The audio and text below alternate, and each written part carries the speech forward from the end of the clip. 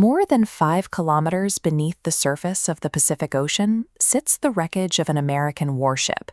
It rests in absolute darkness, where the temperature sits near freezing and the pressure crushes ordinary equipment. But the most haunting part of this site is the timeline of the tragedy. Most of the men who died here actually survived the initial sinking. In July 1945, the USS Indianapolis carried a crew of nearly 1,200 men. By that summer, Nazi Germany had already surrendered, but the war in the Pacific raged on, and the United States was bracing for a massive, costly land invasion of Japan.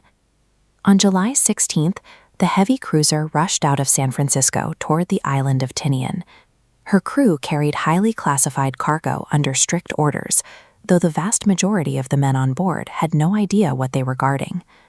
The mysterious payload unloaded at Tinian consisted of core components for the atomic bomb. The ship had successfully delivered the weapon the military intended to use against Japan. The Indianapolis completed its mission flawlessly. But delivering that cargo placed the heavy cruiser alone in the Philippine Sea, sailing without an escort into waters still prowled by a desperate enemy. After a brief stop in Guam, the Indianapolis received orders to continue toward Leyte in the Philippines. Somewhere along that dark expanse of water, a Japanese submarine was waiting. Commander Mochitsura Hashimoto and the crew of I-58 were actively searching for Allied targets. Just after midnight on July 30th, Hashimoto spotted the unescorted American cruiser.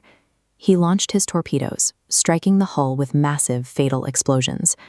The men aboard had barely any time to process the impact. A massive warship that had crossed thousands of miles of ocean flooded and sank in approximately 12 minutes. Out of the nearly 1,200 men on board, roughly 800 escaped the blast and made it into the water, but they found almost no life rafts waiting for them, leaving hundreds of sailors adrift in their life jackets. The rapid speed of the attack was only the initial fracture.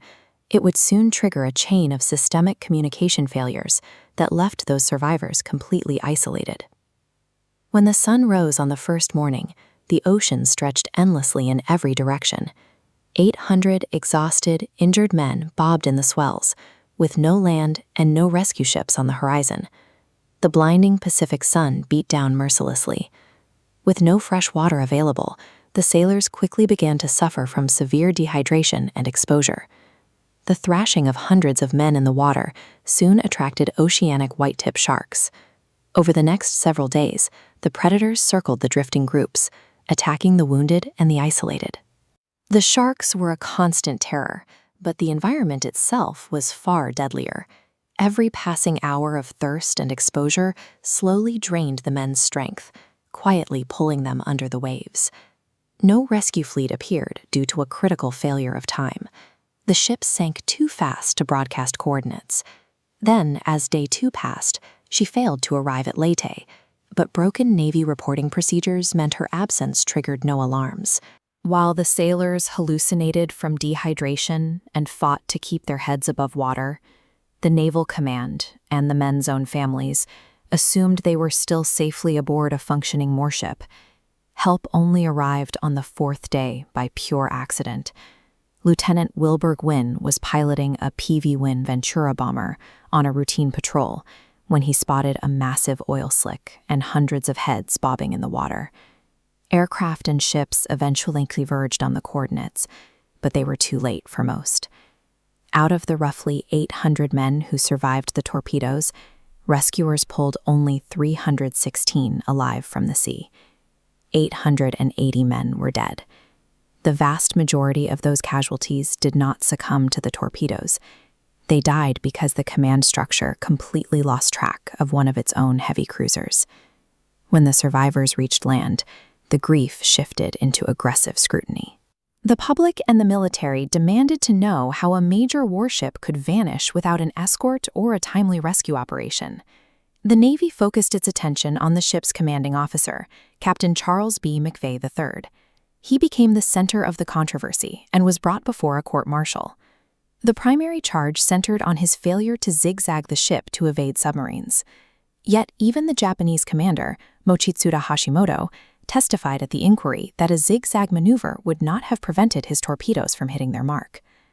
The conviction ruined McVeigh's career and haunted him for the rest of his life, culminating in his suicide in 1968. It would take until the year 2000 for the United States Congress to pass a resolution exonerating him.